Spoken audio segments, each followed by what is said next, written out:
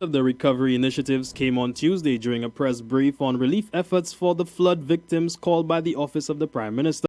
There, Kenson Casimir highlighted the urgency of the situation, noting that the measures will allow residents to become more proactive in dealing with such disasters. Among the initiatives was the establishment of a more robust community disaster response plan that includes recruitment of individuals who will be responsible for awareness and alerting residents in cases of disaster. The plan also includes the setup of a database of resource contacts who can be called upon to assist in cases of emergency. Community disaster response teams have been in existence and trained by NEMO in times past.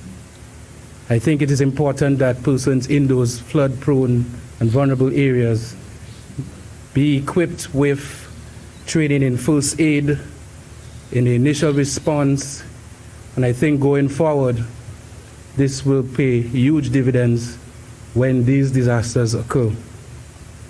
2, establishment of a database of persons in those disaster areas to provide weather news blasts as often as possible. We know that in 2022 and beyond, a number of persons have lost interest in watching news. And so it's important for me as the MP to have a database of contact information to provide those updates as soon as they become available. Casimir also stressed that efforts are afoot to engage the Insurance Council in an attempt to initiate an education drive for home coverage, as well as a possible reduction in the premium rates for flood coverage. I think what we saw in areas such as Asso Canal, Rivière-Mita, Monchy, juxtapose that to my interventions and visit to places like Bonte with persons who had insurance. The feeling within those families were chalk and cheese. Those who had insurance were smiling, those without insurance were crying. And so education and perhaps more conversation needs to be undertaken. Casimir also committed to intensify lobbying for infrastructural interventions from government for people in flood-prone areas. This would include the installation of gabion baskets and the silting of rivers close to settlements. While Casimir stressed his commitment to the resilience drive in the community, he called for an equal level of personal responsibility if it is to be successful. The team has put together a Grosley Friday night telephone event to bring in as much resources from St.Lucia, the region, and of course the world to aid in the recovery efforts for those in need. As the Prime Minister said, the interventions, the paperwork, the red tape is something my people cannot continue to bear patience with. And so as parliamentary rep, whatever we can do as a community to bring in corporate St. Lucia will definitely be undertaken.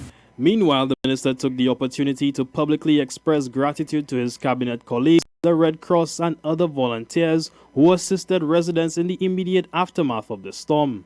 Their support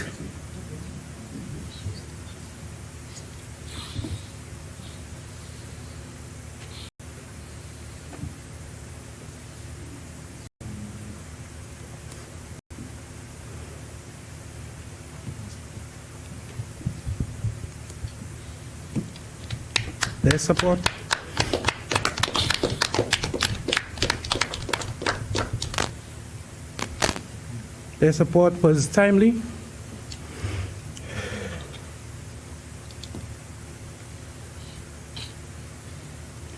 I also want to thank NEMO for their strategic interventions throughout the constituency. Volunteer St. Lucia who helped in the cleanup, corporate St. Lucia who has shown their support.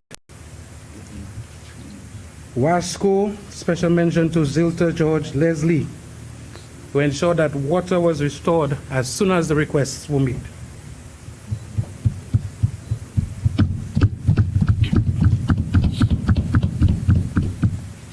I also want to thank the Red Cross and the Cadet. Thank you so much. Reporting for the Hot 7 TV News, I am Kareem Nelson. Thanks so much.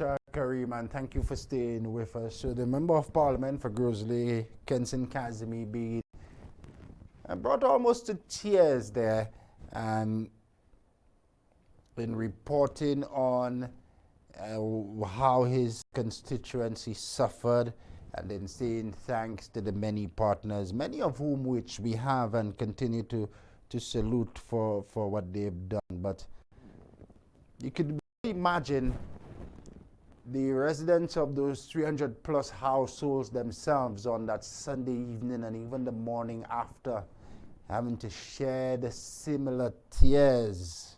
Many of them are still crying and awaiting some sort of relief, some sort of support. So the parliamentary rep sympathizing, perhaps being drawn to exactly what the circumstances that the constituents feel now, being brought to tears.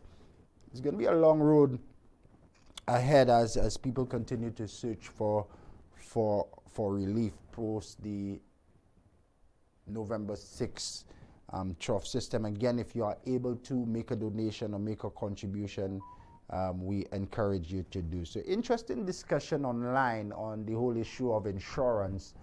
Nigel T. Nigel Tuse, my apologies, was our scheduled guest this morning.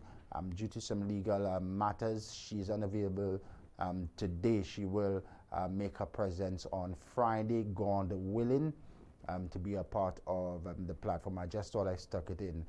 But there's an interesting discussion online on insurance. Some contributors intimating that perhaps the majority of those 300 households should have had insurance.